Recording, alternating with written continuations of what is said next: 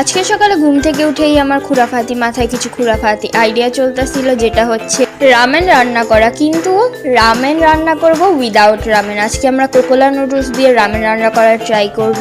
এটা আমার মাথা অনেক দিন ধরে চলছিল, কিন্তু আজকে ট্রাই করব। তো সবার আগে আমি নুডলসটাকে বয়েল করে নিলাম, আর এখানে আমি রামেনের সসটা বানিয়ে ফেলবো।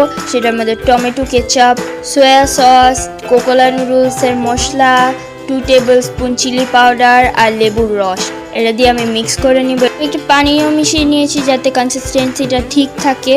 আর এখানে আমার নুডলসও ঠিকঠাক বয়েল হয়ে গিয়েছে, 80% বয়েল করেছি। এখানে আমি অয়েল দিয়েছি কুকারের মধ্যে, আর গার্লিককে এখানে সতে করে নেব ভালো করে, একদম যত পর্যন্ত ব্রাউন কালার না এসে পড়ে। এখানে ব্রাউন কালার এসে পড়েছে। তারপরে সসটাকে আমরা ঢেলে দেব।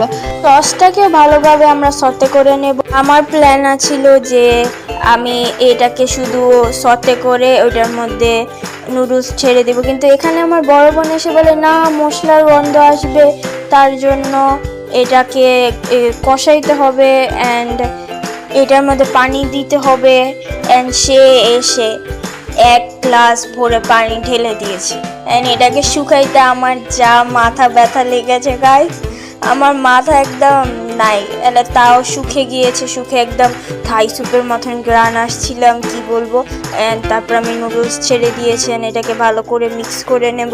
এটাকে মিক্স করতে অনেক কষ্ট লেগেছে, কারণ আমাদের বাসায় সিলিন্ডার, আর আমার সিলিন্ডার অনেক ভয় করে রান্না করতে। তার জন্য আমি বেশিরভাগ কুকারেই রান্না করি। উপর দিয়ে কাঁচামরিচ দিয়ে দিয়েছি, আবার একটু সস দিয়ে দিয়েছি, আবার মিক্স করছি। মিক্স করতে করতে গাইস আমার হাত ব্যথা হয়ে গিয়েছিল, তাও আমি মিক্স করতেই আছি। কিন্তু ফাইনাল আউটকামটা এত বেশি ভালো হয়েছে, খেতে এত বেশি মজা লেগেছে। কিন্তু জাল অনেক হয়েছে, কারণ আমাদের মরিচটা অনেক বেশি জাল ছিল।